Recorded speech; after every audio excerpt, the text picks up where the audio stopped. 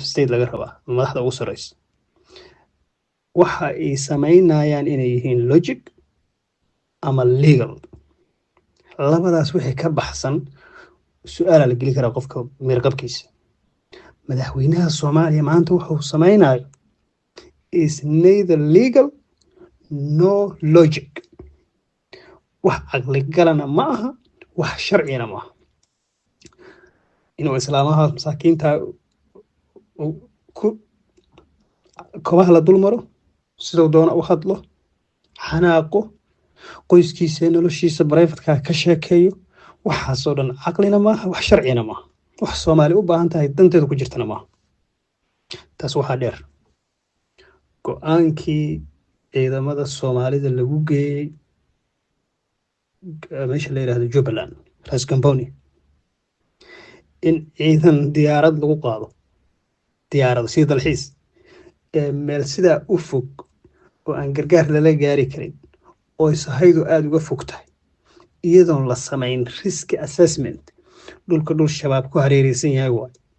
Axmed Madoobe maalinba maalinta ka dambayso uu soo hanjabay in askar lagu qaado diyaarad ee lagu daadiyo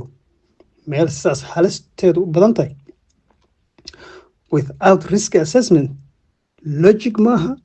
legalna maaha madaxweynuhu maskaxda ka dambaysay oo go'aankaas ku aqbalay iyo cidda kula talisay iyo cidda ogolaatay intuba waa wadada meer qabin maalinba maalinta ka dambaysa xaaladdu way kasii daraysaa hadda dalkii uu lahaa waa cadawga koowaad ayuu heshiis la soo galay heshiiskaas nuucu yaa garanaya madaxweynaheenu ninka dalka aan ku aaminayn ka sugayno nin meer qaba maaha maxay noqon karaan heshiisyadan suuragal ma tahay in Turkiga iyo Ethiopia iyo Carabahan meel kasta uu tago oo qayb khayraad muhiim ah oo dalka Soomaaliya uu leeyahay uu saxiixay asoon ka warqabay maxaa dhacay berrito madaxweynuhu hadduu noqdo qof isbitaal galay annagana saxiixiis nagu dalkii noogala qaato qaar ay noqdaan muxuu ahaa ganacsatada ama maafiyada localka loo saxiixo qaarna dalalka shisheeye loo saxiixo soo dhibaato ma meel laga gaari karin xaaladu gaari kartaa Soomaalida waxaa looga baahan yahay madaxweynaha farta lagu taagayo hal iska daay victim waaye madaxweynuhu waa dhibane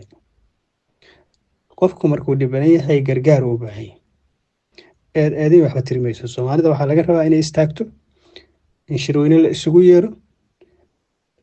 dadka mas'uuliyiinta ah Soomaalida mucaarad iyo muxaafid isu yimaadeen dalkan ay tashadaan